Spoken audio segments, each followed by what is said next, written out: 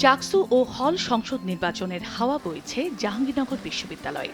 দীর্ঘ ৩২ বছর পর আবাসিক হল, টিএসসি, ট্রান্সপোর্ট সহ সর্বত্রই এখন উত্তেজনা ও আনন্দের জোয়ার। কেন্দ্রীয় ও হল সংসদ নির্বাচনের মনোনয়নপত্র নেয়া ও জমাদানের শেষ দিন বৃহস্পতিবার। শুরুতে ১৮ ও ১৯ আগস্ট মনোনয়ন ফরম উত্তোলন ও জমার সময় নির্ধারণ করেছিল জাবি প্রশাসন। তবে ভোটার তালিকা থেকে অনেকের নাম বাদ পড়া ও মনোনয়নপত্র সংগ্রহে প্রস্তুতির জন্য ছাত্র সংগঠন ও শিক্ষার্থীদের দাবির প্রেক্ষিতে একদিন সময় বাড়ায় নির্বাচন কমিশন। অনেক বছর পর একটা জাকসু নির্বাচন হচ্ছে, তাই আশা করি ইনশাআল্লাহ একটা ভালো নির্বাচন আমরা সবাই প্রত্যাশা করি। প্রথম বছর শেষ হতে না হতে আমরা আবার জাকসু পাচ্ছি, তো সবারই খুব একটা উৎসব মুখর পরিবেশ।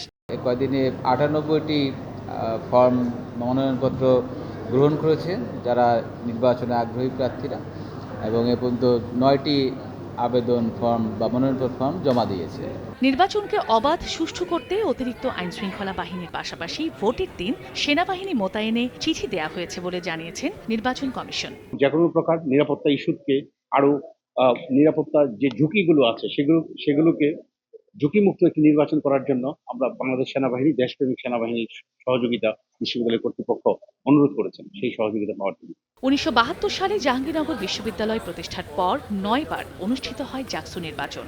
সবশেষ ১৯৯৩ সালের ২৯ জুলাই এক ছাত্রের বহিষ্কারকে কেন্দ্র করে ছাত্র ও শিক্ষকদের মধ্যে ব্যাপক সংঘর্ষ বাঁধলে সে সময়ের বিশ্ববিদ্যালয় প্রশাসন জাকসু ও হল সংসদ বাতিল করে। এরপর জাকসু নির্বাচন আলোর মুখ দেখেনি।